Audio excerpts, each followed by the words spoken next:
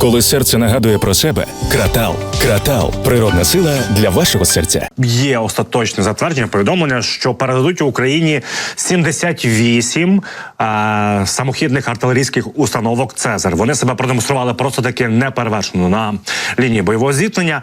Вже перші 6 надіслані Україні, інші будуть виготовлятися в цій країні. Нагадаю, що це дуже потужний сигнал. Чому? Тому що загалом за рік до 10 могли французи виробляти, а тепер то вони нарощують виробництво і будуть допомагати Збройним силам України. Загалом Financial Times каже наступне, щоб забезпечити Збройні сили снарядами так само добре, як забезпечують себе росіяни, країнам Заходу потрібно 2 роки на виробництво. І вже через 2 роки ми можемо не лише наздогнати росіян по виготовленню снарядів, але й їх перевершити. Ну, але треба розуміти, так, що 2 роки – це за нормальних умов. А знову ж таки, от Франція, яка виготовляла до 10 одиниць «Цезар» на рік, вона зуміла їх наростити. Тому і темпи можуть бути куди сильнішими французів. Більше того, хочу вам сказати, що інформацію про прискорення будівництва повідомили і представники концерну німецького Rheinmetall. Нагадаю, вони мають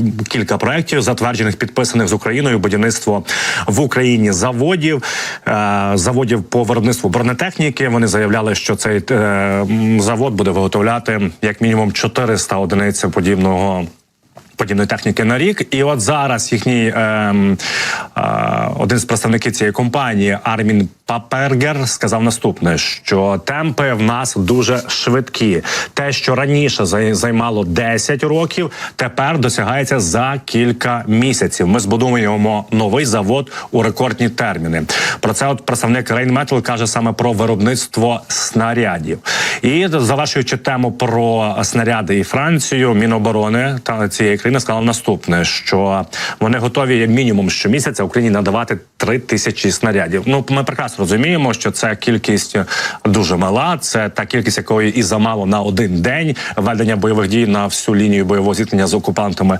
Ну, але, знаєте, пониці з світу і ми назбираємо. І, як показує практика, допомога нам будь-яка потрібна, навіть в таких кількостях. Ну і знову ж таки, потреби наші будуть нарощуватися силами також і наших союзників. І в першу чергу це от ми нагадаємо і про Німеччину. І про це говорив Володимир Зеленський, що Німеччина на початку повномасштабного вторгнення Росії в Україну зовсім інакша, ніж та Німеччина, що є зараз. І зовсім інакше себе поводить її лідер Олаф Шольц. Тому що нам надавали на початку повномасштабного вторгнення 5000 касок, пригадайте. А зараз є стаття в бюджеті і є прописано, що в разі необхідності, окрім тих 8 мільярдів євро, які затверджені цим урядом для допомоги Україні в 2024 році, можна буде і додаткові кошти залучати в разі різкої необхідності.